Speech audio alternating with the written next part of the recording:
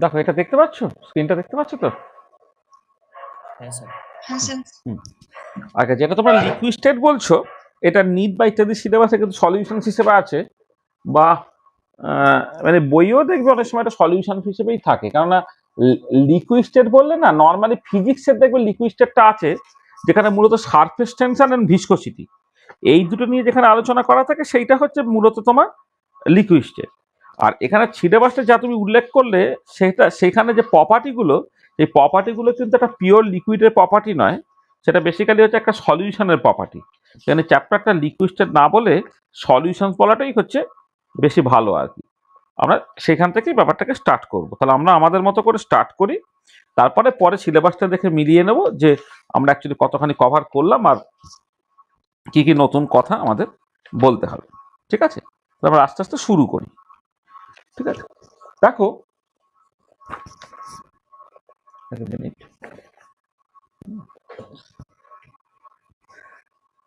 তাহলে তুমি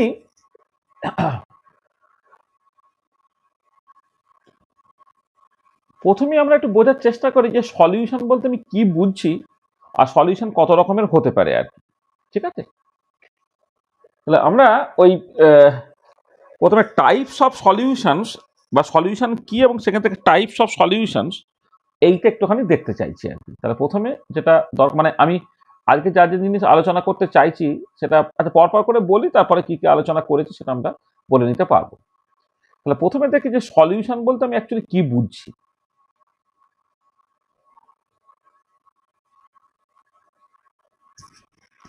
সলিউশন বা দ্রবণ বলতে আমি কি বুঝছি না, সলিউশন টু সেন্সে যদি তুমি বলো, এটা একটা homogeneous mixture of one, homogeneous mixture of two or more than two component, সেটাই হচ্ছে বেসিক্যালি সলিউশন। সলিউশন হচ্ছে ইট ইজ এ হোমোজিনিয়াস মানে সমসত্ব, সমসত্ব, হোমোজিনিয়াস মিক্সচার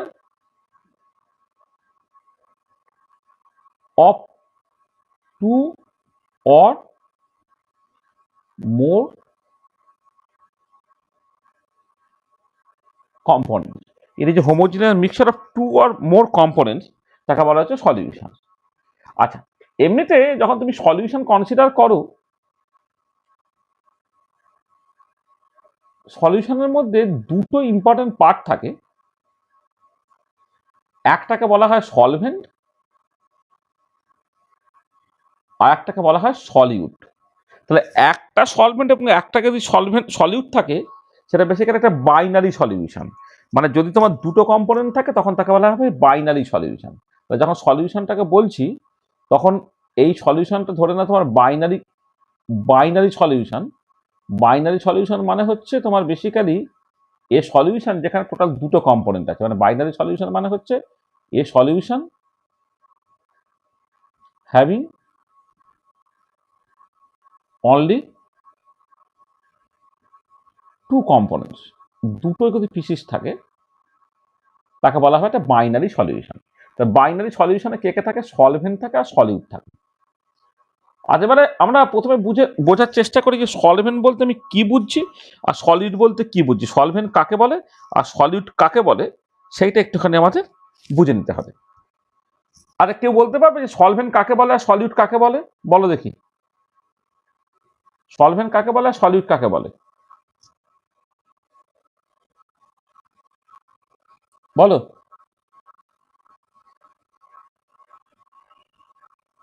শুনতে পাচ্ছ? হ্যালো, সলিউশনে যার নাম্বার অফ মোলস বেশি থাকে সেটা সলভেন্ট। আর আর কেউ কিছু বলবে?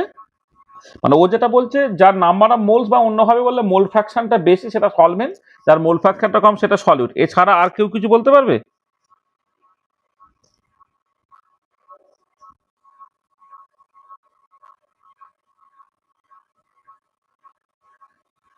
আর কেউ কিছু বলতে পারবে? মানে ওর কি ওর ওর কথার সাথে কি তোমরা একমত? মানে সলভেন্ট মানে হচ্ছে সেটা যার মোল ফ্র্যাকশনটা বেশি। মানে একটা টু কম্পোনেন্ট যদি সলিউশন তুমি কনসিডার করো, যেখানে দুটো স্পিসিস আছে, একটা স্পিসিস কম আর একটা স্পিসিস বেশি, মানে মোল ফ্র্যাকশনটা কম আর মোল ফ্র্যাকশনটা বেশি, সেই মতো করেই তুমি জাস্ট কি সলভেন্টটা সলিউট বলবে, নাকি এর সঙ্গে ডিফার করছো কেউ?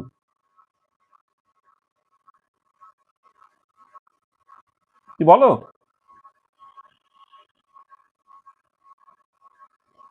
মানে কেউ কি অন্য কিছু বলবে? আরে উত্তর দাও, হ্যাঁ কি না তো একটা উত্তর আছে। মানে ওর ওর সাথে একমত তো না, কিন্তু ও যেটা বলছে ঠিক বলেনি, আমি সেটা আসছি যে কেন ঠিক বলেনি। তাহলে আমি একটুখানি প্রপারলি লিখি, তাহলে বাইনারি সলিউশন কি বলা হচ্ছে না, এ হোমোজিনিয়াস সলিউশন বা হোমোজিনিয়াস মিক্সচার হ্যাভিং অনলি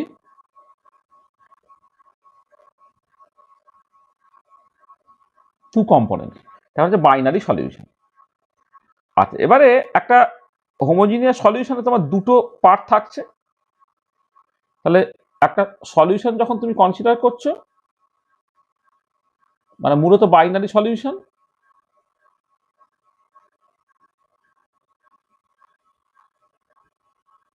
সেখান থেকে দুটো কম্পোনেন্ট থাকছে। এটা ঠিক, মানে দুটো কম্পোনেন্ট আসলে এইভাবে ঠিক লেখাটা ঠিক হবে না, মানে এইটা মানে একদম ক্লাসিফিকেশন হচ্ছে। মানে আমি এইভাবে লিখছি, binary solution is composed of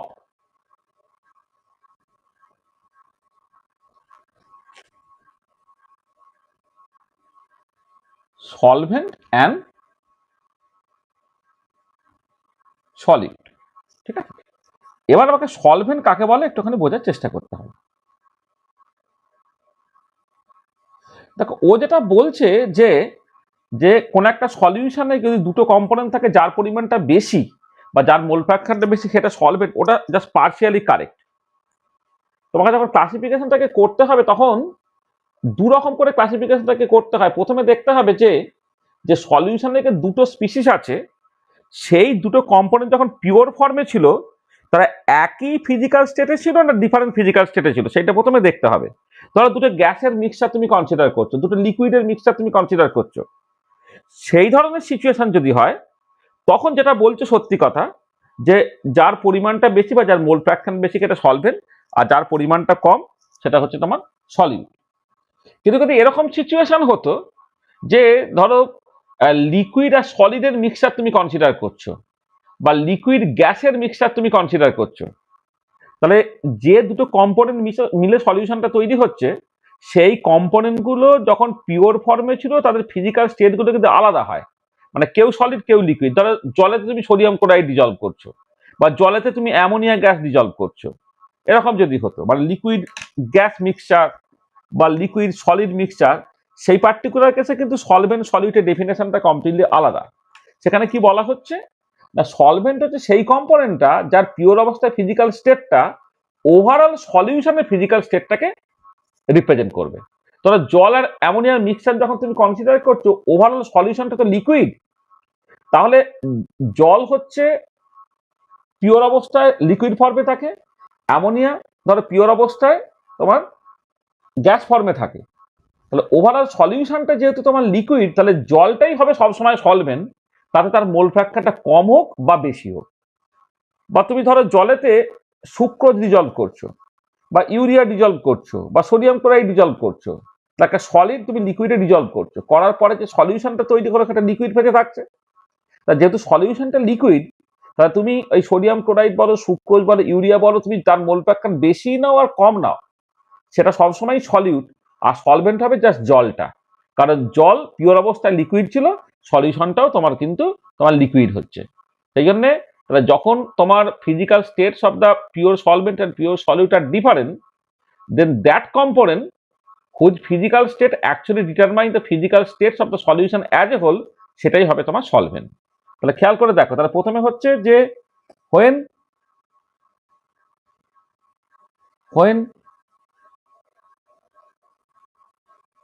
physical states of pure solvent and pure solute, মানে যারা মেশে নিয়ে আর কি, when the physical states of the pure solvent and pure solute are different, then solvent will be that component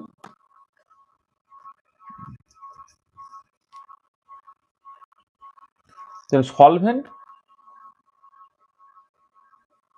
will be that component which determines the physical state of the solution as a whole. তাহলে দেখো, তাহলে solvent কাকে বললো? তাহলে when physical state of pure solvent and solute are different, then solvent will be that component which determine the physical state of the solution as a whole. তাহলে solvent হবে সেটাই যার পিওর অবস্থা ফিজিক্যাল স্টেটটা হচ্ছে overall সলিউশনে physical স্টেটটাকে ঠিক করবে। তাহলে ভালো করে খেয়াল করে দেখো, when physical states of the pure solvent and pure solute are different, then solvent will be that component which determines the physical state of the solution as a whole. এটা। আর যদি এমন হতো যে when physical states of the pure solvent and solute are the same, then the component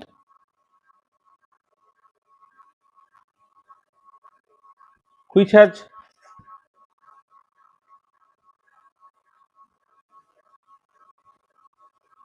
higher mole fraction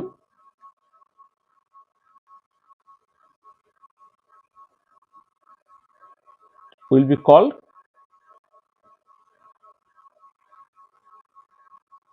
the solvent. তাহলে বুঝতে পারলো solvent কে? এখন পরিষ্কার? ও শুধু পরের পার্টটা বলছিল, কিন্তু প্রথমের পার্টটা তোমাকে মাথায় রাখতে হবে। তবে আমি আমি এক্সাম্পল হিসেবে বলছি। ধরো এরকম হলো যে এক্সাম্পল গুলো বলছিলাম আর কি, যে এক্সাম্পল গুলো আমি একটু আগে বলে গেলাম। ধরো তুমি একটা solution of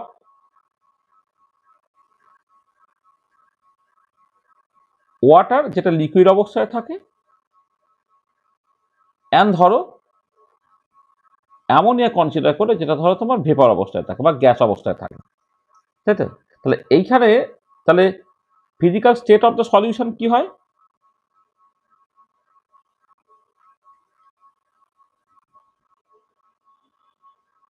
physical state of the solution তো তোমার লিকুইড হয়।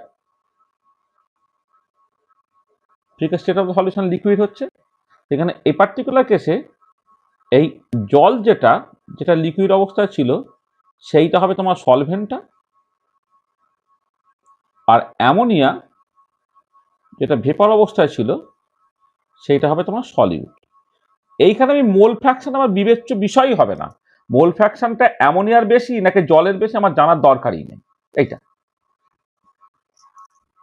আবার একই রকম ভাবে ধরো তুমি আরেকটা এক্সাম্পল বলছি, solution of urea in water যখন কনসিডার করছো, সেখানে ইউরিয়া থাকে কত সলিড অবস্থায়, আর ওয়াটার থাকে হচ্ছে তোমার লিকুইড অবস্থায়। আর সলিউশনের মধ্যে তাহলে সলিউশনটা কি হচ্ছে? Solution is in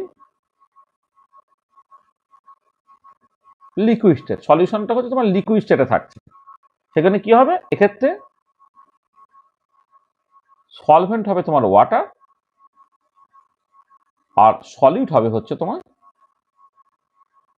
urea. তাহলে এক্ষেত্রে আবার ওই কোনটা বেশি কোনটা কম আমি ধর্তব্যের মধ্যেই রাখবো না। আবার অন দ্য আদার হ্যান্ড তুমি ধরো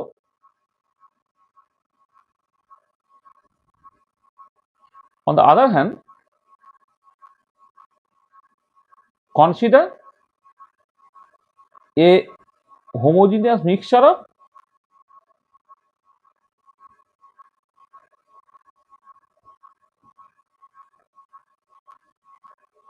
two liquids, say ethanol and water। Ethanol আর ওয়াটার তুমি নিচ্ছ। তাহলে সেক্ষেত্রে হচ্ছে এই ধরো যদি মোল ফ্র্যাকশন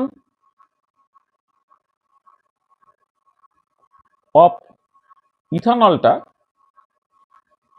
এটা এক্স অফ C2H5OH বললাম, আর যদি তোমার মোল ফ্র্যাকশন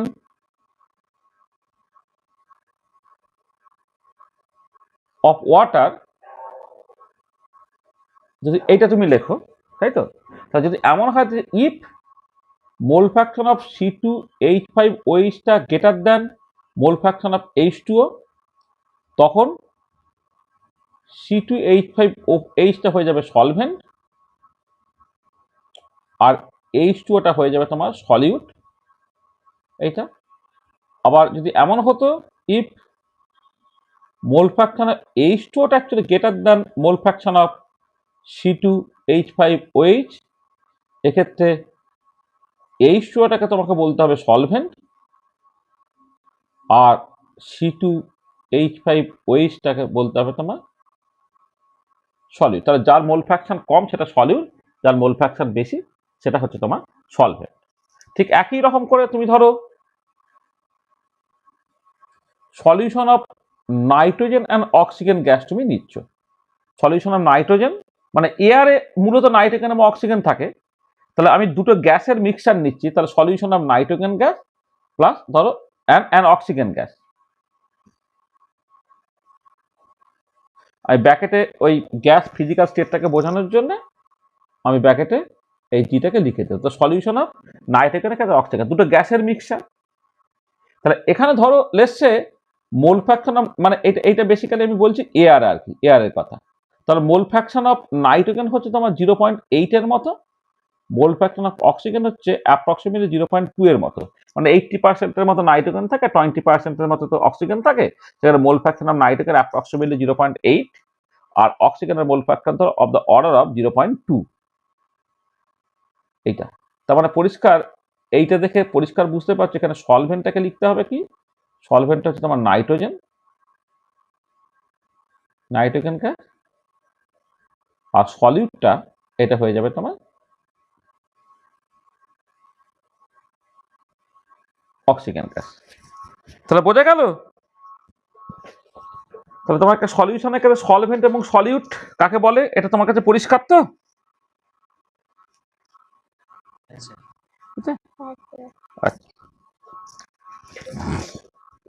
আচ্ছা, এবারে তোমরা যখন বিভিন্ন রকমের সলিউশনগুলোকে কনসিডার করো, তখন ধরো আমি সলভেন্টের ফিজিক্যাল স্টেট নিচ্ছি, সলিউটের ফিজিক্যাল স্টেট নিচ্ছি, সেখান থেকে তোমার সলিউশনের ফিজিক্যাল স্টেট নেব আর ধরো কিছু আমি এক্সাম্পল দেব।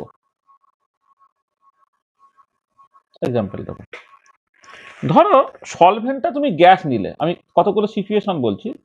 সলভেন্টটা গ্যাসিয়াস অবস্থায় নিলে, সলিউটটাকে গ্যাসিয়াস অবস্থায় নিলে, তাহলে গ্যাস গ্যাস যখন মিশে যাবে তখন বেসিক্যালি যে সলিউশনটা তৈরি হবে সেটা অবশ্যই গ্যাসিয়াস হবে। মানে সলভেন্টটা গ্যাসিয়াস সলভেন্ট, সলিউটটা হচ্ছে গ্যাসিয়াস।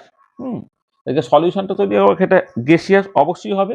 এক্সাম্পল ধরো এয়ার, যেখানে তোমার nitrogen gas, oxygen gas plus আরো কিছু তোমার গ্যাস মিক্সচার থাকতে পারে, সেটা একটা তোমার এক্সাম্পল। নেক্সট ধরো তুমি সলভেন্টটাকে গ্যাসই নিয়েছো, সলিউটটাকে তুমি লিকুইড নিলে। সলভেন্টটা গ্যাসই নিয়েছো, সলিউটটা তুমি লিকুইড নিয়েছো, তাহলে ওভারঅল যে সলিউশনটা তৈরি হয়েছে ধরে নাও সেই সলিউশনটা তোমার গ্যাসিয়াসই তৈরি হয়েছে। তাহলে একটা লিকুইড একটা গ্যাসের মধ্যে তুমি ডিজলভ করেছো, ওভারঅল সলিউশনটা হচ্ছে তোমার গ্যাসিয়াসই হয়েছে। সেরকম এক্সাম্পল হচ্ছে chloroform mixed with nitrogen gas, CH3, chloroform mixed with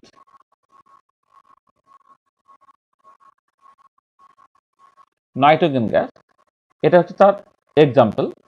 মানে ক্লোরোফর্ম হচ্ছে লিকুইড আর সলভেন্টটা হচ্ছে তোমার নাইট্রোজেন গ্যাস, তাহলে ক্লোরোফর্মটা নাইট্রোজেন গ্যাসে যখন মিশে আছে, ওভারঅল সলিউশনটা গ্যাসিয়াস অবস্থাতে আছে, সেইটা একটা পার্টিকুলার তোমার সলিউশন দিচ্ছে, যার নর্মাল ফিজিক্যাল স্টেট হচ্ছে গ্যাসিয়াস।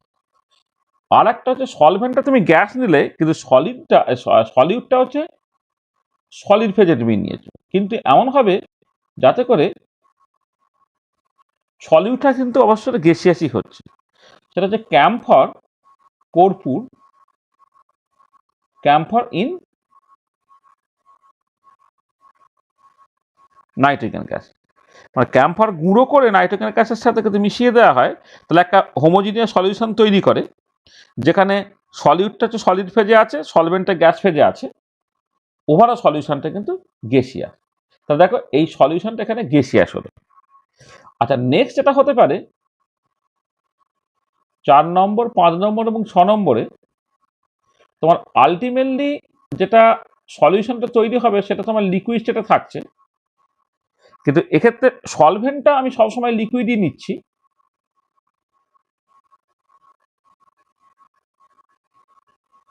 সলভেন্টটা লিকুইড, কারণ সেই actually physical state of the সলিউশনটাকে ঠিক করে দেয়।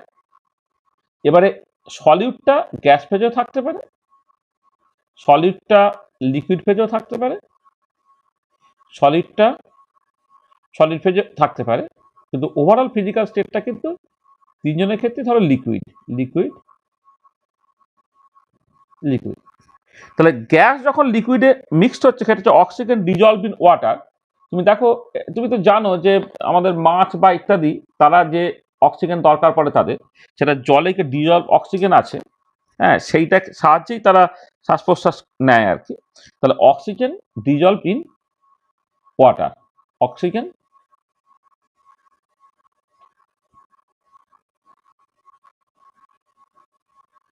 ডিজলভ ইন ওয়াটার, হ্যাঁ, সেটা একটা এক্সাম্পল যেখানে তোমার গ্যাসকে তুমি লিকুইডে মিশিয়েছো, ওভারঅল সলিউশনটা তোমার লিকুইড হয়েছে।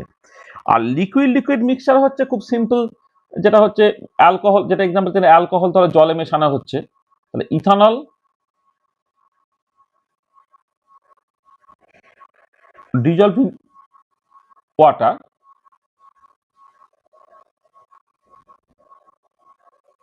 ওয়াটার ইথানলের মিক্সচার, এটা হয়। আর সলিড যেটা লিকুইডে মিশেছে, হ্যাঁ, সলিড লিকুইডে মিশেছে, ধরো গ্লুকোজ ডিজলভ ইন ওয়াটার, বা ইউরিয়া ডিজলভ ইন ওয়াটার, বা সুক্রোজ ডিজলভ ইন ওয়াটার, বা sodium chloride dissolved in water, ধরো মানে সল্ট আর কি, মানে ধরো খাদ্য লবণ, যেটা common salt dissolved in water, তার এক্সাম্পল। আচ্ছা, নেক্সট হচ্ছে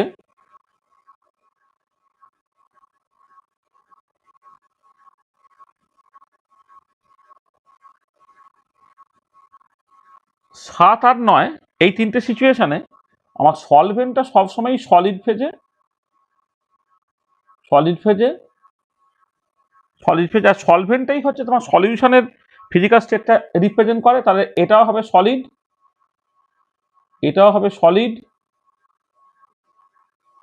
সলিড, কিন্তু সলিউটটা সে গ্যাস অবস্থায় থাকতে পারে, সেটা লিকুইড অবস্থায় থাকতে পারে, সেটা সলিড অবস্থায় থাকতে পারে। তাহলে সলিউটটা গ্যাস আর তোমার সলভেন্টটা হচ্ছে সলিড। এরকম এক্সাম্পল হচ্ছে solution of hydrogen in palladium, এটা হচ্ছে মানে solution of hydrogen in palladium. আসলে এইটাকে পরে আমরা দেখবো, এটা ঠিক ট্রু সলিউশন তৈরি হয় না, এখানে অ্যাডজর্পশন বলে একটা ফেনোমেনন হয়, যেখানে সারফেসটা সার্টেনলি হোমোজিনিয়াস, কিন্তু যত ভিতরে ঢুকবে তত সেটা হেটেরোজিনিয়াস হয়। তার মানে প্লাটিনাম, প্যালাডিয়াম, নিকেল, এরা কি করে, এরা হাইড্রোজেন গ্যাসকে অ্যাডজর্ব করে তার সারফেসে রেখে দেয়। সেখানে সলিউশনটা ট্রু সেন্সে সলিউশন বলাটা ঠিক নয়, কারণ এক্ষেত্রে একটা হেটেরোজিনিয়াস মিক্সচার তৈরি হয়। কিন্তু যদি তুমি বাল্কটা কনসিডার না করে শুধুমাত্র বাইরেটাকে কনসিডার করো, তাহলে তুমি এটা পাবে। কিন্তু অন্যগুলো হয়, ধরো নাইট্রোজেন গ্যাসকে সিলিকা জেল অ্যাডজর্ব করে রেখে দিয়েছে, হ্যাঁ, তাহলে সেক্ষেত্রে গ্যাসটা কিন্তু সলিডই অ্যাডজর্ব হয়ে থাকছে। বা তার কার্বন মনোক্সাইড গ্যাস, সেটা চারকোল সে বেসিক্যালি অ্যাবজর্ব করে রেখে দিয়েছে, হ্যাঁ, সেখানেও তোমার solution of gas in solid সেটা কিন্তু হতে পারে আর কি। ঠিক আছে। আচ্ছা, এবারে যখন তোমার সলিউটটা লিকুইড আর সলভেন্টটা সলিড, সেটা হচ্ছে তোমার যেটা মার্কারি অ্যামালগাম যেটাকে বলা হয়,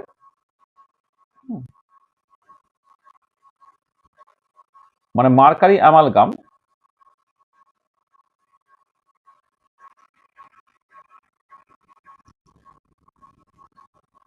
মানে মার্কারি অ্যামালগামটা আসলে তোমার এই সোডিয়ামে ধরো মার্কারি ডিজলভ হয়েছে, মার্কারিটা হচ্ছে লিকুইড আর সোডিয়ামটা হচ্ছে সলিড, তাহলে এটা হচ্ছে তোমার amalgam of mercury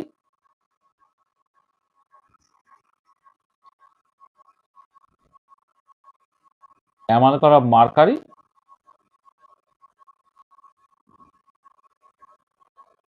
in sodium, sodium amalgam আর কি। হ্যাঁ, যেখানে মার্কারিটা হচ্ছে লিকুইড ফেজে থাকে আর সোডিয়ামটা সলিড ফেজে থাকে, কিন্তু ওভারঅল যে সলিউশনটা তৈরি হয়, হ্যাঁ, সোডিয়াম মার্কারি অ্যামালগাম যেটা, সেটা কিন্তু সলিড ফেজে থাকে। আর নর্মাল যে অ্যালয়গুলো, সেই অ্যালয়গুলো হচ্ছে সব সলিড সলিড হোমোজিনিয়াস মিক্সচার, তার মানে মেটাল মেটাল অ্যালয় যেগুলো হয়, মেটাল মেটাল অ্যালয় যেগুলো হয় আর কি। ধরো তুমি কপার ডিজলভ ইন গোল্ড, হ্যাঁ, তারপরে কপার ডিজলভ ইন জিঙ্ক, এই যেগুলো মানে যে কোনো মেটাল মেটাল অ্যালয়, সেইগুলো কিন্তু তোমার সলিড সলিড সলিউশনের মধ্যে তোমার পড়ে যায়। ঠিক আছে, এটা তো দেখো, তাহলে আমি এই ফিজিক্যাল স্টেটের উপর নির্ভর করে সলিউশনের কতকগুলো ক্লাসিফিকেশন করলাম। তাহলে সলিউশনগুলো মানে সলভেন্টের ফিজিক্যাল স্টেটটা কেমন, সলিউটের ফিজিক্যাল স্টেটটা কেমন, সলিউশনের ফিজিক্যাল স্টেটটা কেমন, প্রত্যেক ক্ষেত্রে তুমি দেখতে পাচ্ছ যে সলভেন্টের ফিজিক্যাল স্টেটটা আলটিমেটলি সলিউশনের ফিজিক্যাল স্টেটটাকে ঠিক করে দিচ্ছে। সলভেন্ট যখন গ্যাস তখন সলিউশনটাও গ্যাস, সলভেন্ট যখন লিকুইড তখন ওভারঅল সলিউশনটা লিকুইড, সলভেন্ট যখন সলিড তখন ওভারঅল সলিউশনটা হচ্ছে সলিড। তাহলে যখন তোমার এই যে গ্যাস গ্যাস মিক্সচার বা লিকুইড লিকুইড মিক্সচার বা সলিড সলিড মিক্সচার, এই তিনটে সিচুয়েশনে কাকে সলভেন্ট বলবে কাকে সলিড বলবে, যেটা কিছু করার নেই, যার পরিমাণটা বেশি আছে সেটা সলভেন্ট, যার পরিমাণটা কম আছে সেটা হচ্ছে সলিড। কিন্তু বাকিগুলোর ক্ষেত্রে গ্যাস লিকুইড যে গ্যাসিয়াস সলিউশন তৈরি করলো, তাহলে গ্যাসটা হয়ে যাবে তোমার সলভেন্ট, লিকুইডটা কিন্তু সলিড। গ্যাস সলিড মিলে যদি গ্যাসিয়াস সলিউশন তৈরি করে, তাহলে গ্যাসটা হবে সলভেন্ট, সলিডটা হবে তোমার সলিউশন। আবার একই রকম করে দেখো, এখানে গ্যাস লিকুইড কনসিডার করছো, এখানে তুমি লিকুইড গ্যাস কনসিডার করছো, তাহলে এক্ষেত্রে লিকুইড আর গ্যাস মিলে লিকুইড তৈরি করে, যেমন oxygen dissolve in water, overall সলিউশনটা কিন্তু লিকুইড, তাহলে লিকুইডটা হয়ে যাবে বা জলটা হয়ে যাবে তোমার সলভেন্ট, গ্যাসটা হয়ে যাবে কিন্তু সলিড। ঠিক একই রকম করে তুমি গ্যাস সলিড মিক্সচার করেছো, এখানে সলিড গ্যাস মিক্সচার করছো, তাহলে এই particular physical state of the solution gaseous, সেখানে এখানে গ্যাসটা হলো সলভেন্ট, কিন্তু এই পার্টিকুলার ক্ষেত্রে physical state of the solution সেটা হচ্ছে সলিড, সেখানে সলিডটা হলো সলভেন্ট। তাহলে বুঝতে পারছো যে অ্যাকচুয়ালি সলভেন্ট কোনটা সলিউট কোনটা, সেটা একদম প্রপার ডেফিনেশন বা প্রপার ক্লাসিফিকেশনটা হওয়া দরকার আছে। ঠিক আছে তো, বলো।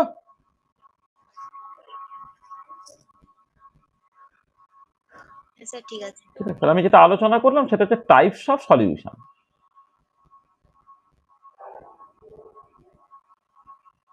Types of solution. আচ্ছা, নেক্সট যেটা আমরা আলোচনা করব সেটা হচ্ছে যে যখন আমি সলিউশন নিয়ে কথাবার্তা বলবো না, তখন বেশ কিছু কনসেন্ট্রেশন টার্মস আমাদের লাগে, সে ভেরিয়াস কনসেন্ট্রেশন টার্মস আমাদের দরকার যে সলিউশনকে কোয়ান্টিটেটিভলি এক্সপ্রেস করার জন্য। ভ্যারিয়াস কনসেন্ট্রেশন টার্মস সেইগুলো এবার একটুখানি দেখে নিচ্ছি। ভ্যারিয়াস কনসেন্ট্রেশন টার্মস,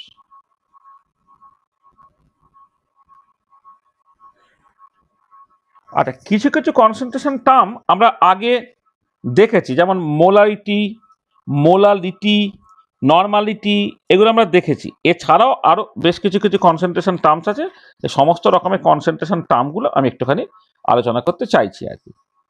আচ্ছা, তাহলে প্রথমে ধরো আমি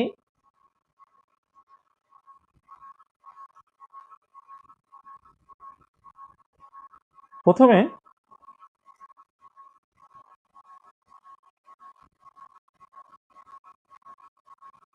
মোলারিটি কি সেটাকে দেখে নিতে চাইছি। আচ্ছা, মোলারিটি কি না, কোনো একটা গিভেন টেম্পারেচারে 1 লিটার সলিউশনে কত মোল সলিউট থাকছে, সেটাই হচ্ছে মোলারিটি অফ দ্য সলিউশন। তাহলে একটা particular temperature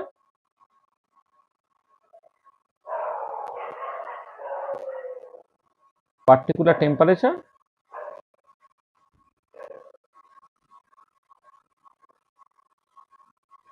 number of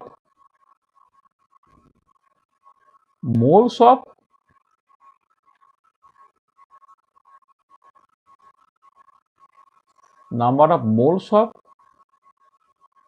solute dissolved in 1 liter of solution. তাহলে একটা particular temperature number of moles of solute dissolve in 1 litre of solution, সেটাই হচ্ছে is called the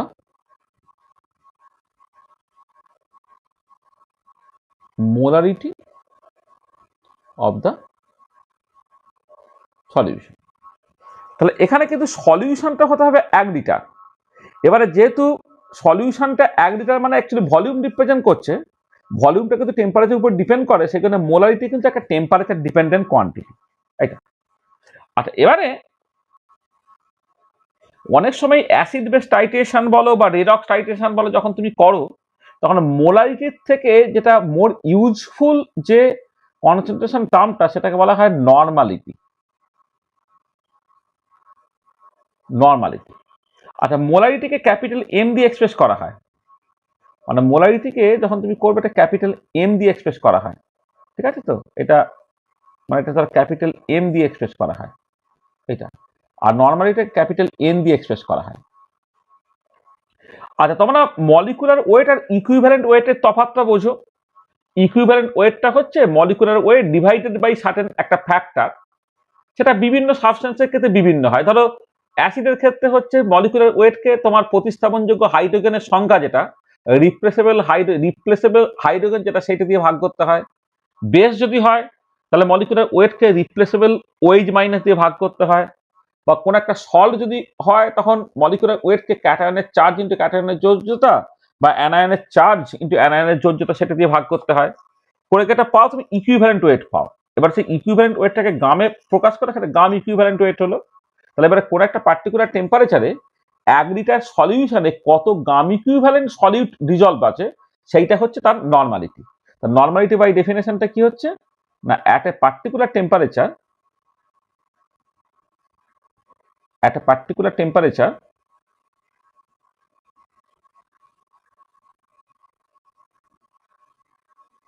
number of moles, number of gram equivalent of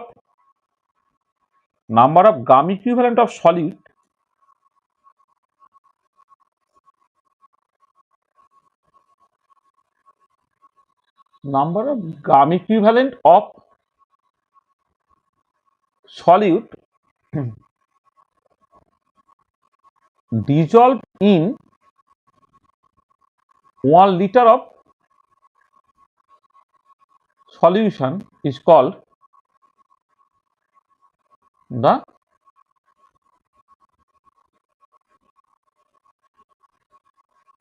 normality of the solution. এটা তাহলে at a particular temperature number of gram equivalent of solute dissolved in 1 liter of solution is called normality of the solution. এটা আচ্ছা, next হচ্ছে একটা ভীষণ important term, এই যে qualitative property তোমাদের সিলেবাসে আছে, এই কোয়ালিটেটিভ প্রপার্টিগুলোকে এক্সপ্রেস করতে গেলে এই মোলারিটি, এটাকে স্মল এম দিয়ে এক্সপ্রেস করা হয়। এই কনসেন্ট্রেশন টার্মটা কিন্তু মোস্ট ইউজফুল কনসেন্ট্রেশন টার্ম। আচ্ছা, আগের যে কনসেন্ট্রেশন টার্মগুলো আমরা উল্লেখ করেছিলাম, সেখানে টেম্পারেচারটাকে ফিক্স করে দিতে হচ্ছিল, কারণ সবটাই হচ্ছে যেটা হচ্ছে ওভারঅল সলিউশনের ভলিউমটা হতে হবে 1 লিটার। এবার টেম্পারেচার চেঞ্জ করলে তোমার লিকুইডের ডেনসিটি কিন্তু পাল্টায়, তাহলে ওভারঅল সলিউশনটা কিন্তু আর 1 লিটার থাকবে না, সেখানে এখানে টেম্পারেচারটা খুব দরকার।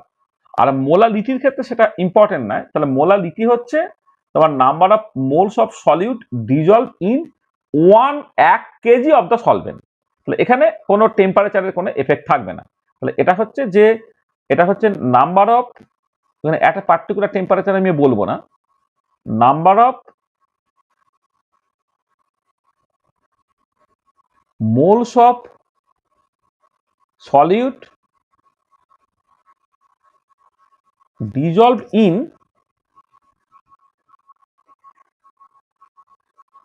1 kg of the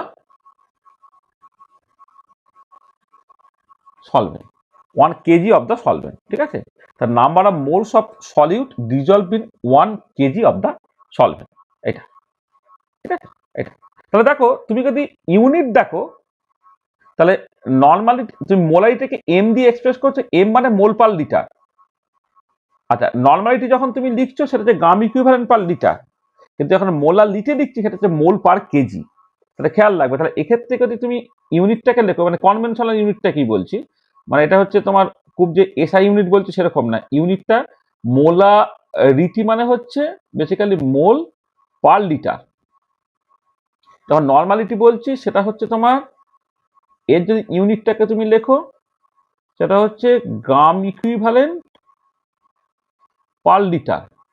আর এটার ক্ষেত্রে যখন ইউনিট তুমি লিখছো মোলারিটির ক্ষেত্রে সেটা হচ্ছে তোমার এই number of moles per KG, মানে কত মোল ডিজলভ বা কত মোল সলিউট ডিজলভ আছে ইন 1 কেজি অফ সলভেন্ট, তার ইউনিটটা হবে হচ্ছে মোল পার কেজি। তাহলে দেখো এই তিনটে কনসেন্ট্রেশন টার্ম কিন্তু ভীষণ ইম্পর্টেন্ট। আমরা মোলারিটি, নর্মালিটি, এইগুলো acid base titration, redox titration ইত্যাদির জন্য খুব পপুলার টার্ম, কিন্তু কোয়ালিটেটিভ প্রপার্টিজ বা সলিউশন যখন তুমি কনসিডার করবে তখন দেখবে মোলারিটিটা ভীষণ ইম্পর্টেন্ট একটা কনসেন্ট্রেশন টার্ম হয়ে যাবে, কারণ এটা টেম্পারেচারের উপর নির্ভর করে না।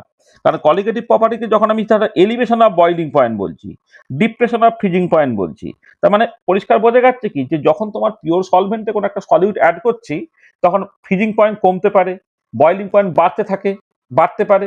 তাহলে আমি যে টেম্পারেচার দিয়ে স্টার্ট করেছি তখন ডিপ্রেশন অফ ফ্রিজিং পয়েন্ট হলো, সেখানে টেম্পারেচার কমে গেল, বা এলিভেশন অফ বয়লিং পয়েন্ট হলো তখন টেম্পারেচার বেড়ে গেল। বা যদি তোমার কোনো একটা একটা সেটাকে বলা হয় নন আইডিয়াল সলিউশন হয় তখন দেখবে হিটিং হতে পারে, কুলিং হতে পারে, সেই জন্য একটা পার্টিকুলার টেম্পারেচার এখানে তুমি বলতে পারবে। ধরো আমি সালফিউরিক অ্যাসিডকে জলে মেশাচ্ছি, তাহলে সাডেন তার টেম্পারেচারটা বাড়ছে, হ্যাঁ, বা তুমি ধরো জলে অ্যামোনিয়াম ক্লোরাইড মেশাচ্ছ, তার টেম্পারেচারটা কমছে, তাহলে এক্ষেত্রে তুমি টেম্পারেচারটাকে কনস্ট্যান্ট রাখতে পারবে না।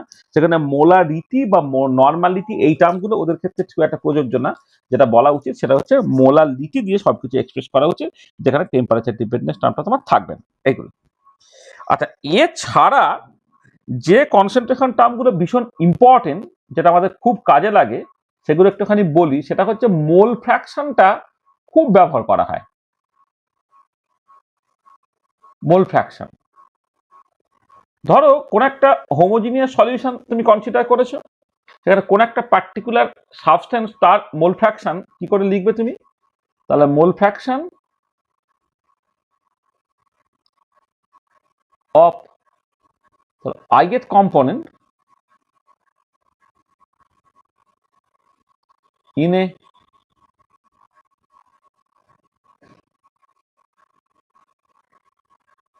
হোমোজিনিয়াস সলিউশন, সেটাকে তুমি xi দিয়ে এক্সপ্রেস করো। xi হচ্ছে ith specific number of moles by total number of moles, যেখানে ni টা হচ্ছে number of moles of ith component, আর যেটা তোমার সামেশন ওভার i ni বলছো সেটাকে তুমি n টোটাল বলো, যেটা বেসিক্যালি তোমার total number of moles in the solution, এটা। আচ্ছা, এবারে মোল ফ্র্যাকশন হচ্ছে একটা ইউনিটলেস quantity, it is a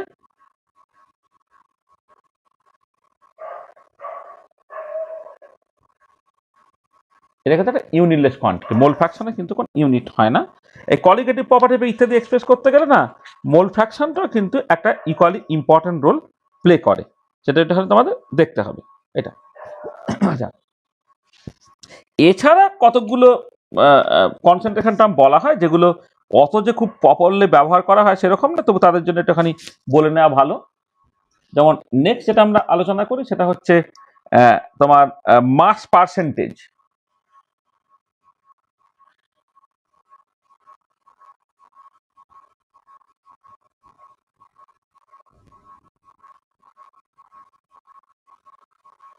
mass percentage, হ্যাঁ, বা এখানে সব ওয়েট পার্সেন্টেজে বলা হয় মাস পার্সেন্টেজ অর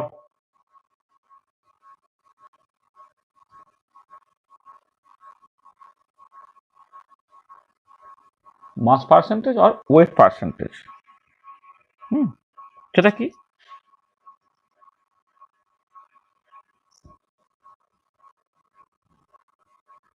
ধরো তা কোন একটা সলিউশনে, in a solution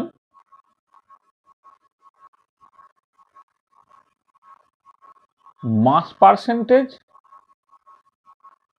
or weight percentage of the ith component can be expressed as, এইটা হচ্ছে আমি এইভাবে ওয়েট বাই ওয়েট পার্সেন্ট এইভাবে লিখবো, মানে ওয়েট বাই ওয়েট পার্সেন্ট আর কি। সেটা হচ্ছে তোমার এই ধরো weight of the ith component divided by total weight into 100%। তার মানে যে কম্পোনেন্টটা তুমি কনসিডার করছো তার ওয়েটটা ডিভাইডেড বাই টোটাল যে ওয়েটটা আছে ইন্টু 100%। তো এইটা হয়ে যাচ্ছে মাস পার্সেন্টেজ অর ওয়েট পার্সেন্টেজ। এগুলো সলিউশনের ক্ষেত্রে খুব ইম্পর্টেন্ট। ধরো এমন একটা সিচুয়েশন হলো যে তুমি এই ধরো এরকম কি বলবো, মানে এটা একটা টু কম্পাউন্ডের ক্ষেত্রে ব্যবহার করা হয়, আবার সলিউশনের ক্ষেত্রেও ব্যবহার করা হয়। ধরো আমি এরকম বলছি যে তোমার 90 গ্রাম জলেতে 10 গ্রাম তুমি সোডিয়াম ক্লোরাইড ডিজলভ করেছো। ধর আমি বললাম, এখন একটা এক্সাম্পল বলি, ধরো এরকম বললাম যে 10 gram sodium chloride is dissolve in, ধরে নাও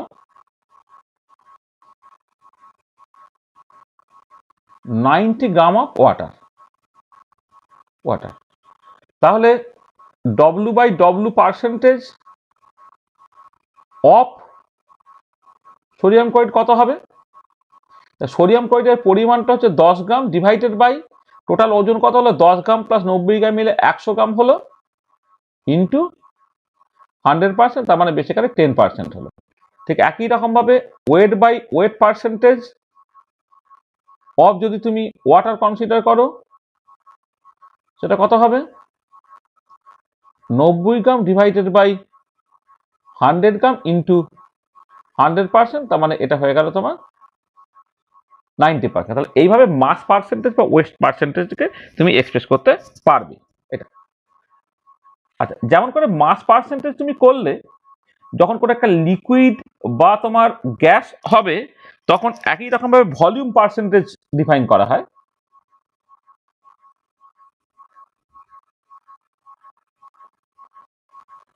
ভলিউম পার্সেন্টেজ, দেখো এই যে ভলিউম পার্সেন্টেজ, এটা ভি বাই ভি পার্সেন্ট, যেটা এটাকে তুমি লেখো, তাহলে হচ্ছে যার কোন একটা পার্টিকুলার পিসিস তার volume divided by total volume into 100%, বা যে পিসিসটা তুমি ভলিউম পার্সেন্টেজ ক্যালকুলেট করছো তার volume divided by total volume into 100%। এটা হয়ে গেল তোমার ভলিউম পার্সেন্টেজ। তাহলে volume percentage of particular component তুমি এইভাবে ডিফাইন করবে, সেটা হচ্ছে যার ভলিউম পার্সেন্টেজ ক্যালকুলেট করছো তার volume divided by total volume into 100%। এটা ঠিক আছে। আচ্ছা, নেক্সট হচ্ছে mass by volume percentage.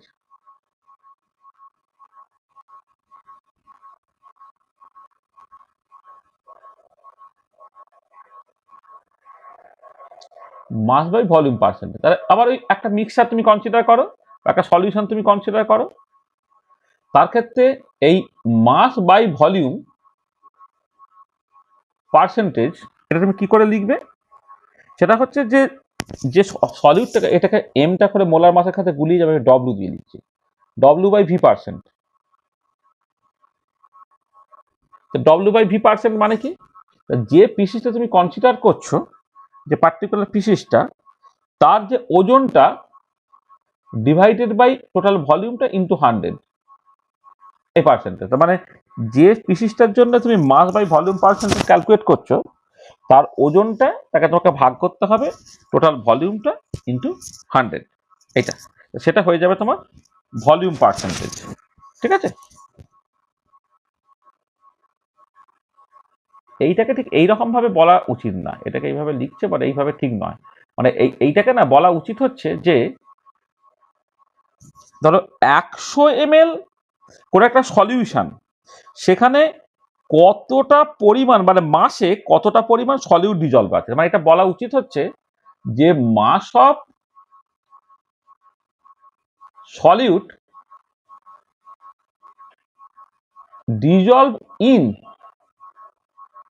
100 ml of solution, মানে মেশানোর পরে টোটাল ভলিউমটা হচ্ছে 100 ml হবে। তাহলে mass of solute dissolve in 100 ml of solution, সেটা হচ্ছে মাস বাই ভলিউম পার্সেন্টেজ। তাহলে এরকম তোমাদের পরে ধর আমি বললাম যে 30%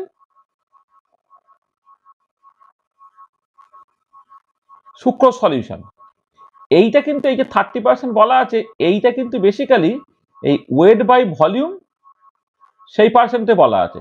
এটা কি হবে, এটা তোমার basically 30 gram sucrose dissolved in sufficient volume of water, যাতে করে টোটাল সলিউশনের ভলিউমটা 100 ml হয়। Sufficient volume of water such that total volume of the solution becomes 100 ml। মানে মেশানোর পরে 100 ml হবে, মানে আসলে এই ধরনের সলিউশনগুলো যখন বানায় না, তাহলে 100 ml একটা ভলিউমেট্রিক ফ্লাস্ক নিতে হয়। 100 ml ভলিউমেট্রিক ফ্লাস্কে একটা দাগ দেওয়া থাকে, যে দাগটা হচ্ছে তোমার 100 ml এর দাগ আর কি। তোমাকে প্রথমে যেটা করতে হয়, তাহলে অল্প পরিমাণে একটুখানি জল তুমি নিয়ে নাও, সেখানে 30 গ্রাম সুক্রোজ দিয়ে দাও, দিয়ে পুরোটাকে ডিজলভ করে ফেলো। ডিজলভ করে ফেলো পরে তারপরে তুমি ওটাকে জল দিয়ে 100 ml পুরো ভর্তিটাকে করো। না হলে যদি হতো যে প্রথমেই যদি তুমি 100 ml জল মেপে নিয়ে স্টার্ট করো, তাতে করে তুমি সুক্রোজটাকে দাও না, দেখবে ওভারঅল ভলিউমটা তোমার বেড়ে যাচ্ছে। ঠিক আছে, কখনো বেড়ে যায় কখনো কমে যায়, এরকম দেখবে। তুমি ধরো এখন চাও না সেই কিছু চা পাওয়া যায়, কিছু বা কিছু কফি পাওয়া যায়, সেখানে ইনস্ট্যান্ট চা বা ইনস্ট্যান্ট কফি, মানে সবকিছু মেশানোই আছে। তোমাকে তার মানে গরম জলে ডিজলভ করে দিলে তোমার চা বা কফিটা তৈরি হয়ে যাবে। এবারে তুমি ধরো 1 কাপ চা বানাবে ঠিক করে, তুমি প্রথমে 1 কাপ জল নিয়ে নিলে, 1 কাপ জল নিয়ে না, গরম জল নিয়ে নিলে, তারপরে যখন তুমি ওই 1 চামচ বা 2 চামচ ওই যে তোমার ওই ইনস্ট্যান্ট চা বা কফি করার যে মিক্সচারটা, সেটা যখন মেশাচ্ছ, তখন তো ওভারঅল ভলিউমটা বেড়ে যাবে, সেখানে তুমি জলটা উপচে চলে যাবে, সেটা হলে চলবে না। কিন্তু তোমাকে এটা করতে হবে, কিছুটা পরিমাণ জল নাও, ওটাকে ডিজলভ করে ফেলো, করে বাকিটা জল দিয়ে হচ্ছে তুমি 100 ml ফিল আপ করে দাও। তবেই হচ্ছে তুমি ঠিক ঠিক করে মাস বাই ভলিউম পার্সেন্টেজটা বের করতে পারবে। আমাদের ওই ইনভার্সন অফ কেন সুগার, হ্যাঁ, মানে একটা মানে মানে নর্মাল যে সুগার আর কি, ভালো সুগার, সে ওই অপটিক্যালি অ্যাক্টিভ সাবস্টেন্স, সে প্লেন পোলারাইজ লাইটকে ঘোরায়। এবার তার যে কতখানি সে ঘোরাচ্ছে সেটাকে মেজারমেন্ট করার জন্য 30% সুক্রোজ সলিউশন নিতে হয়। সেখানে এইরকম করে কিন্তু তোমাকে অ্যাকচুয়ালি বানিয়ে নিতে হবে এটা। আচ্ছা, আর একটা কনসেন্ট্রেশন টার্মের কথা বলি, যে কনসেন্ট্রেশন টার্মটা প্রচন্ড কম কনসেন্ট্রেশন মাপার জন্য তোমার অ্যাকচুয়ালি কাজে লাগে, সেটা হচ্ছে পার্টস পার মিলিয়ন বা পিপিএম। পার্টস পার মিলিয়ন বা পিপিএম, পার্টস পার মিলিয়ন। এটা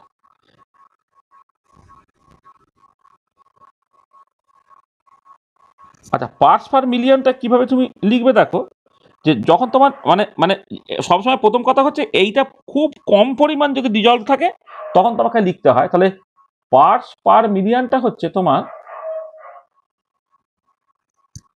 number of parts of the component, মানে বেসিক্যালি সেটা গ্রামে হতে পারে, হ্যাঁ, মানে গ্রাম হলে গ্রাম, মোল হলে মোল। হ্যাঁ, মানে যদি তুমি যে স্পিসিসটাকে কনসিডার করো সেটাকে যদি মোলে নাও, টোটালটা তোমাকে মোলে নিতে হবে। প্রথমটা যদি গ্রামে নাও, তাহলে প্রথম সবটা তোমাকে গ্রামে নিতে হবে। এটা এখানে number of parts of component, number of parts of এ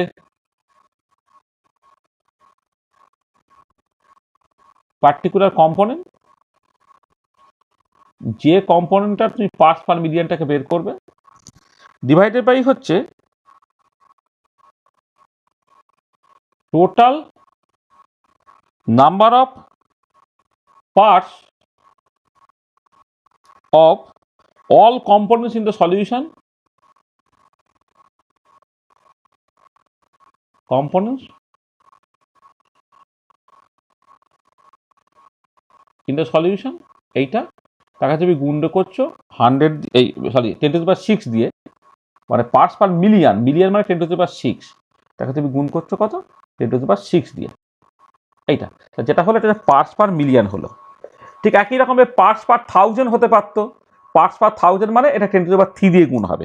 তাহলে খুব স্মল অ্যামাউন্ট বা ট্রেস অ্যামাউন্টকে মেজার করার জন্য পার্টস পার মিলিয়ন বা পিপিএম এই ইউনিটটা তোমার ব্যবহার করা হয়।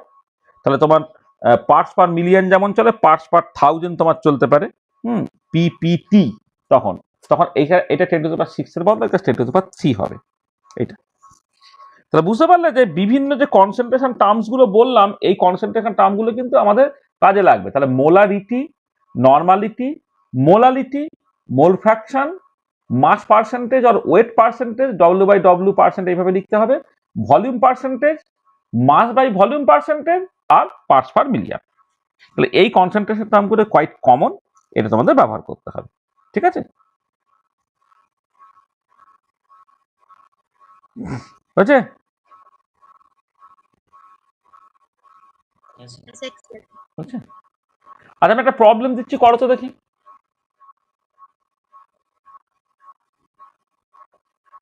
তো আমি বললাম calculate the mole fraction of ethylene glycol,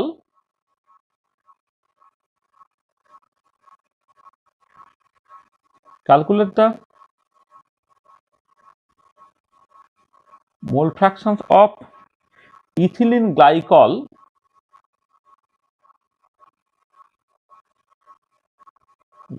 যার ফর্মুলাটা হচ্ছে C2H6O2 in a solution containing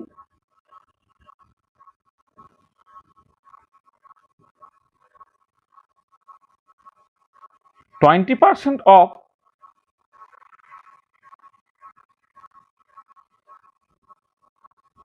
C2H6O2 by mass।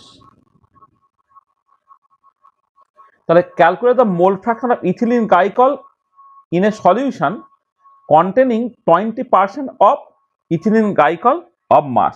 মানে কি সলভেন্ট আছে তোমার এখানে কিছু বলে দেওয়া হচ্ছে না, ঠিক আছে? মানে আচ্ছা, এখানে হচ্ছে না, এটা বলা calculate the mole fraction of ethylene glycol in a solution, in an aqua solution বলা উচিত, কারণ এখানে তোমার সলভেন্টটা না বলে তুমি মোল ফ্র্যাকশন তো বের করতে পারবে না। এখানে অ্যাকোয়াস কথাটা একটুখানি জুড়ে দেওয়া দরকার ছিল।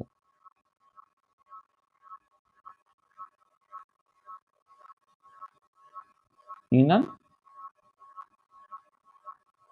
অ্যাকোয়া সলিউশন, অ্যাকোয়া সলিউশন মানে সলভেন্টটা এখানে হচ্ছে জল, containing 20% of the ethylene glycol by mass. তাহলে এই প্রবলেমটাকে করো তো। তা তোমাকে মোল ফ্র্যাকশন বের করতে বলেছে, কিন্তু তোমার ইথিলিন গ্লাইকল তার কত মোল আছে, টোটাল মোলটা কত, বা জলের পরিমাণটা কত মোল আছে, মোলে কিন্তু কিচ্ছু বলে দেওয়া নাই। তার বদলে এটা বলে দেওয়া আছে যদি তোমার 100 গ্রাম যদি সলিউশন হয়, তার 20 গ্রাম হচ্ছে ইথিলিন গ্লাইকল আর 80 গ্রাম হচ্ছে তোমার জল। এইটুকু বেসিক্যালি বলে দেওয়া আছে। তাহলে সেইখান থেকে তোমাকে মোল ফ্র্যাকশনটাকে ক্যালকুলেট করতে হবে। করো, তোমাদের সময় দিচ্ছি 1-2 মিনিট করে, উত্তর কত হবে বলো তো দেখি।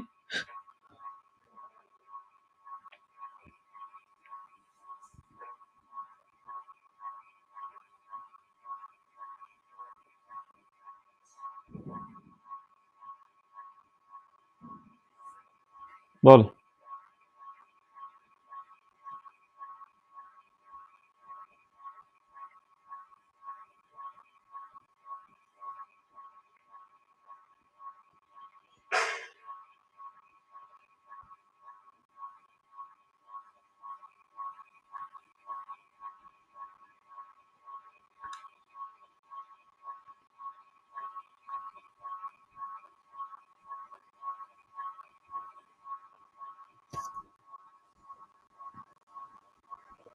মানে করতে পারবে নাকি আমি হেল্প করব? করছো? না স্যার হচ্ছে না। করো। হ্যাঁ স্যার। হ্যাঁ, করো করো।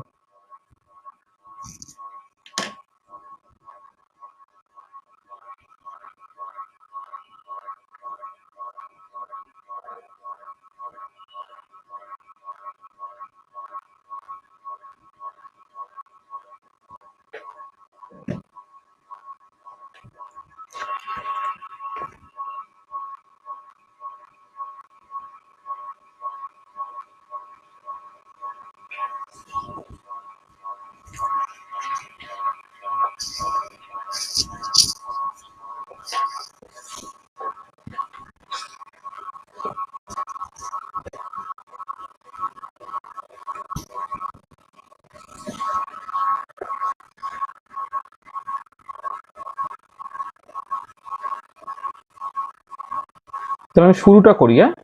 লেট টোটাল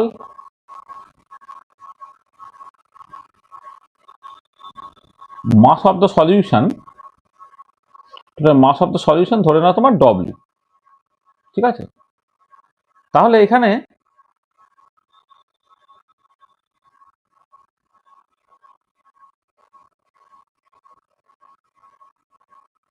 ওয়েট অফ মানে মাস অফ, আর ওয়েট মানে এখানে মাস। 9/124 এরকম কিছু একটা আসছে। করে দেখো কত হচ্ছে। 9/124 ভাগ ডাক করে কত হচ্ছে।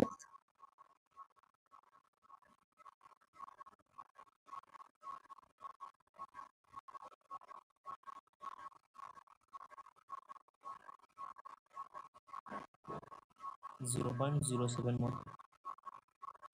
না, ঠিক করে দেখো। তাহলে দেখো আমি করছি, দেখো তাহলে আমার কি, আমি টোটাল মাসটা ধরে নিচ্ছি ডব্লু। তাহলে মাস অফ ইথিলিন গ্লাইকল আমি সিম্বলে লিখলাম, সেটা কত হবে না 20%, তো তাহলে 0.2 ইন্টু ডব্লু। আর মাস অফ ওয়াটার কত হবে তাহলে, অ্যাকোয়াস সলিউশন যেহেতু 0.8 ইন্টু ডব্লু। আচ্ছা, এবারে এই molar mass of ethylene glycol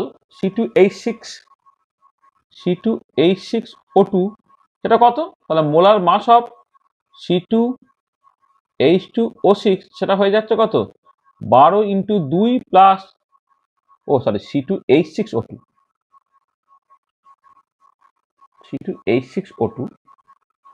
C2H6O2 তাহলে এটা হচ্ছে 1 ইন্টু 6 প্লাস 16 ইন্টু 2। তাহলে ইথিলিন গ্লাইকলের মোলার মাস হলো 62। এটা হচ্ছে ইউনিট গুলো বসিয়ে দেওয়া ভালো, এত গ্রাম পার মোল, অর্থাৎ 62 গ্রাম per mole. R molar mass of ওয়াটারটা তো তোমরা জানো, মোলার মাস অফ ওয়াটার তাহলে এম অফ H2 সেটা হচ্ছে 18 গ্রাম পার মোল। তাহলে দেখো, তাহলে তুমি যদি মোল ফ্র্যাকশন অফ C2H6O2 করো, মানে এক্স অফ C2H6O2টা কত হবে, সরি মোল ফ্র্যাকশন না, নাম্বার অফ মোলস, মোল ফ্র্যাকশনটা পরে, আগে নাম্বার অফ মোলসটাকে ক্যালকুলেট করে তারপরে বের করব। Number of moles of C2H6O2 সেটা কত হবে, সেক্ষেত্রে number of moles of C2H6O2 যদি করো, পরিমাণটাকে তার মোলার মাস দিয়ে ভাগ করতে হবে। পরিমাণটা কত ছিল, 0.2 ইন্টু ডব্লিউ ছিল, তাকে তোমাকে ভাগ করতে হচ্ছে 62 দিয়ে এইটা। আর নাম্বার অফ মোলস অফ জল কত হবে, N অফ H2O, সেটা 0.8 ইন্টু ডব্লিউ, তাকে ভাগ করতে হবে 18 দিয়ে এইটা। এটা হলো। তাহলে এবারে তুমি যদি মোল ফ্র্যাকশনটাকে বের করো, মোল ফ্র্যাকশন অফ C2H6O2 তাহলে কত হলো, তাহলে এক্স অফ C2H6O2 এটা তোমার কি লিখতে হবে, number of moles of C2H6O2 divided by total number of moles, অর্থাৎ H6O2 plus N of H2O, কত হয়ে যাচ্ছে 0.2 ইন্টু ডব্লিউ ডিভাইডেড বাই 62, আর নিচে হয়ে গেল 0.2 into W by 62 plus 0.8 into W by 18। W W তোমার বাদ চলে গেল, এবারে ক্যালকুলেট করে দেখে নাও কত হচ্ছে। ডব্লিউ ডব্লিউ তো কেটে যাবে, কেটে গিয়ে কত হচ্ছে 0.2 ডিভাইডেড বাই 62, 0.2 বাই 62, আর নিচে হয়ে গেল 0.2 বাই 62 প্লাস 0.8 বাই 18। এটা করে দেখো কত বেরোচ্ছে। ক্যালকুলেশনটা করে নিয়ে বলো কত হচ্ছে।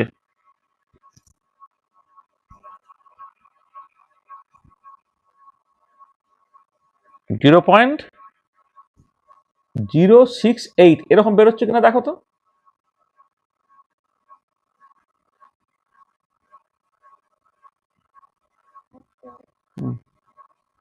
আর মোল ফ্র্যাকশন ওয়াটার কত হবে, সবসময় মোল ফ্র্যাকশনের যোগফল 1 হয়, তাহলে 1 থেকে তুমি 0.068টাকে বাদ দিয়ে দাও, বাদ দিয়ে যেটা বেরোবে সেটা, তাহলে সেটা হয়ে যাবে কত 0.932। ঠিক আছে,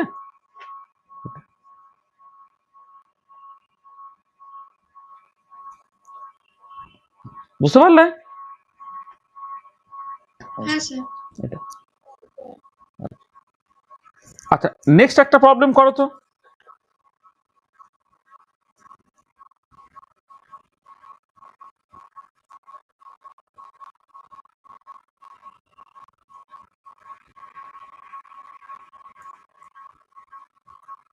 বলছে ক্যালকুলেট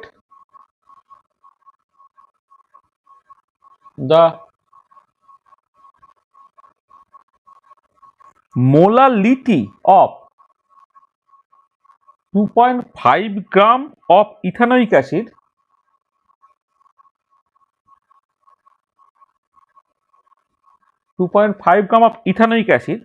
ইথানোইক অ্যাসিড মানে হচ্ছে acetic acid, basically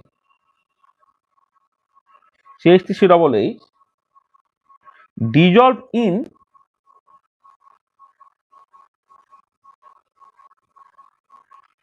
in 75 gram of benzene. এটা করো তো দেখি, এটা 2 মিনিট সময় দিচ্ছি, করো, আমি এটা করে দিচ্ছি না।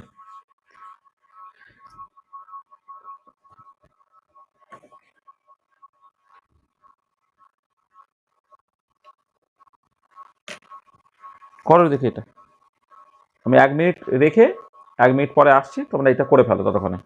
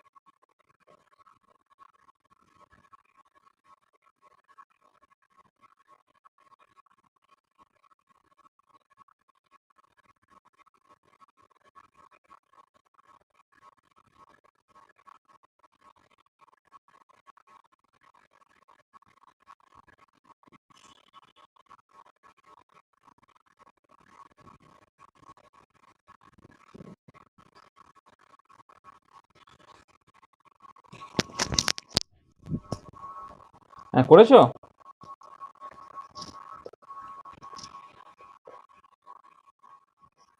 হ্যাঁ স্যার। কত উত্তর কত?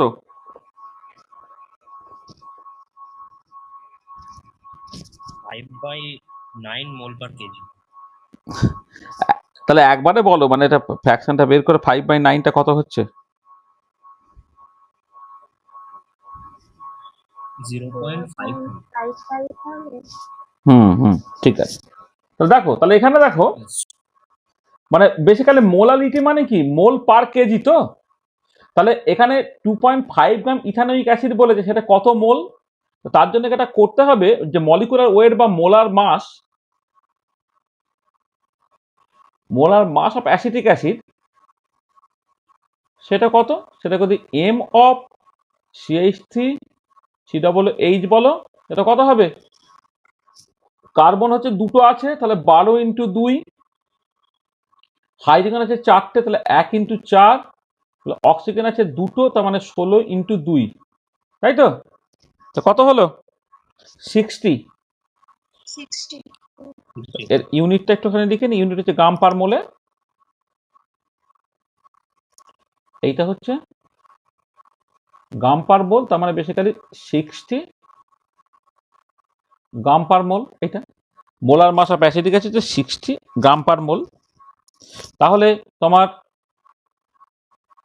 Number of moles of acetic acid present, এটা কত হবে না 2.5 গ্রাম, তাকে তুমি ভাগ করছো 60 গ্রাম পার মোল এটা দিয়ে। এটা করলে কত বেরোচ্ছে? 0.0417 মোল হচ্ছে। গ্রাম গ্রাম কেটে গেছে, উপরে মোল হয়ে যাবে। তাহলে এই এত মোলটা ডিজলভ আছে কত? 75 গ্রাম বেঞ্জিনে। তাহলে তাহলে যেটা হচ্ছে 0.0417 mole acetic acid is dissolved in 75 gram of benzene. তাহলে তাহলে তাহলে 1000 gram benzene contains 0.0417 into 1000 divided by 75 এত মোল। এটা 1000 গ্রাম কত কন্টেন্ট করবে? তাহলে 75 গ্রাম যদি এত মোল কন্টেন্ট করে, আসলে এটাকে ঘুরিয়ে লিখলে হয়তো তোমার সুবিধা হতো, মানে এটাকে ঘুরিয়ে লিখে দিই, তাহলে তোমার পক্ষে সুবিধা হবে। মানে ঐকিক নিয়মে যেভাবে করে না ইউনিটারি মেথডে, সেই মতো করে আমি জাস্ট করে দিচ্ছি। তাহলে 75 gram benzene contains acetic acid equal to 0.0417 mole. তাহলে 100 gram benzoic acid contains acetic acid equal to এত মোল। তো এটা করলে কত বেরোচ্ছে? 0.556 মোল এটা। তাহলে hence molarity of the solution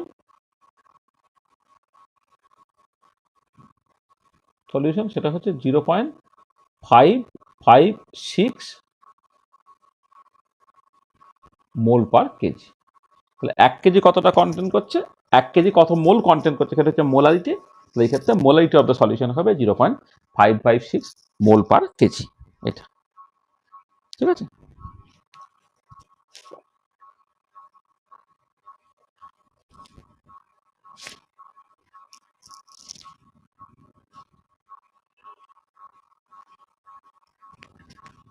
হচ্ছে, বোঝা গেল?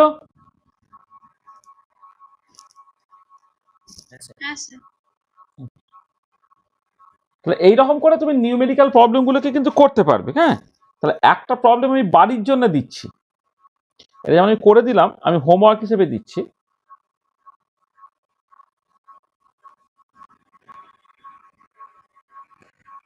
বলছি যে হোমওয়ার্ক 1 নম্বর হচ্ছে ক্যালকুলেট দ্য মোলারিটি অফ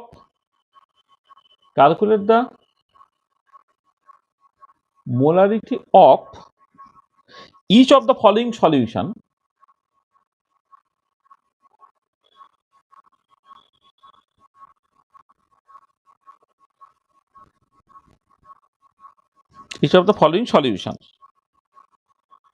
বলে 1 নম্বর হচ্ছে 30 গ্রাম CONO3 whole 2, 30 gram CONO3 whole 2 6H2O in 4.3 liter of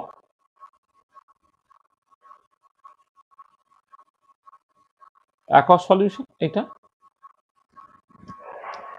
B হচ্ছে 30 ml of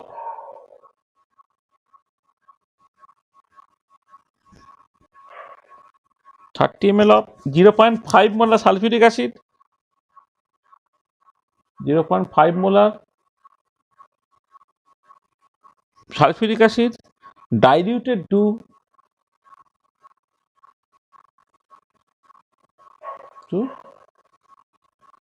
500 ml. তা 30 ml 0.5 নর্মাল সালফিউরিক অ্যাসিড ছিল, ডাইলিউটেড টু 500 ml। এইটা আচ্ছা। 2 নম্বর একটা প্রবলেম করবে, calculate the mass of urea. না, ওইটা করতে হবে না, ক্যালকুলেট এইটা করবে, ক্যালকুলেট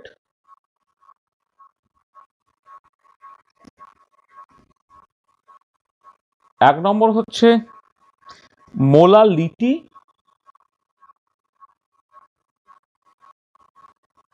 দু নম্বর হচ্ছে মোলারিটি, আর 3 নম্বর হচ্ছে মোল ফ্র্যাকশন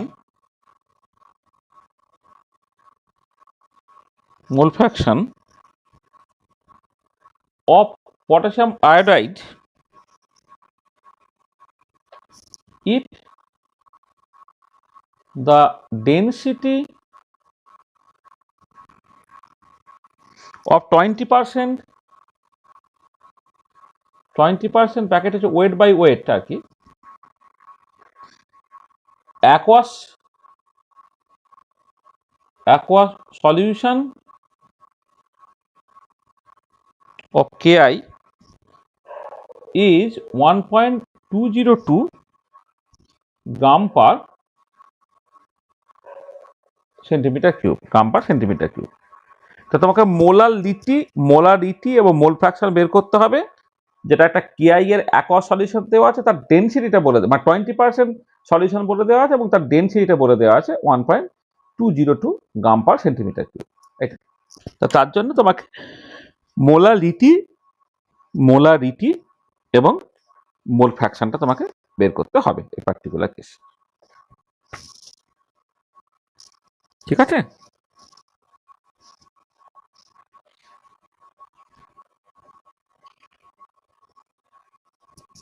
বুঝলে? তো দেখো আমাদের যেটা নিটের সিলেবাসে প্রথম যে অপশনটা ছিল তাতে লেখা আছে different methods of expressing the concentrations of solution, molarity, mole fraction, percentage by volume and mass both. তো এই পার্টিকুলার আইটেমটা আমাদের শেষ হলো আর কি। তো আজকে আমার একটুখানি অন্য কাজ আছে, আমি আজকে এইটুকুই পড়ালাম। হ্যাঁ, নেক্সট দিন আবার এখান থেকে স্টার্ট করা হবে। হ্যাঁ, একটুখানি একটা নিমন্ত্রণ আছে, বুঝলে, আর দেরি করলে আর খাবার পাওয়া যাবে না। হ্যাঁ, এটা আমি আসলে একটু আগে পড়াবো ঠিক করেছিলাম, আবার ওই আগে জিজ্ঞেস করা হয়নি, এর কাছে প্রদীপ্তর কাছে পড়া ছিল আজকে। সুদীপ,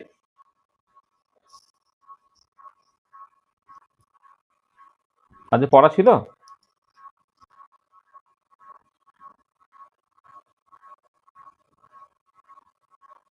হ্যালো, শোনা যাচ্ছে? হ্যাঁ স্যার, শোনা যাচ্ছে। হ্যাঁ, কোথায় সুদীপ টুদীপ কোথায় গেল? তাহলে নেক্সট লেকচারে আমরা যেটা করব,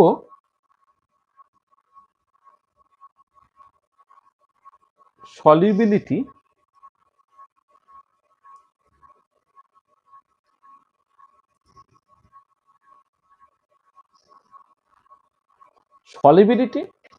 এবং সেইখান থেকে পার্টিকুলার গ্যাসের সলিবিলিটি ইন লিকুইড, সেখান থেকে হেনরিজ ল যেটা তোমাদের দেওয়া আছে, এই হেনরিজ লটাকে আলোচনা করে নেব। তারপরে চলে যাব ভেপার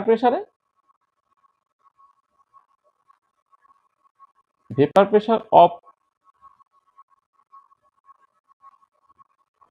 পিওর সলভেন্ট আলোচনা করব, তারপরে vapour pressure in solution consider করব, সেখান থেকে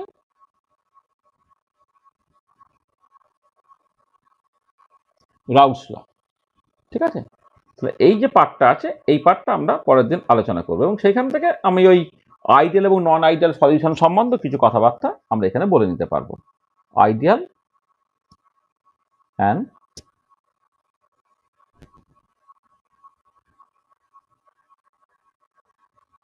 নন আইডিয়াল সলিউশন, এইটা আমাদের আলোচনার মধ্যে পড়ে যাবে। তো পরের দিন আমরা মোটামুটিভাবে এই পার্টটাকে কভার করবো। তাহলে আজকে আমাদের এই পর্যন্তই থাক।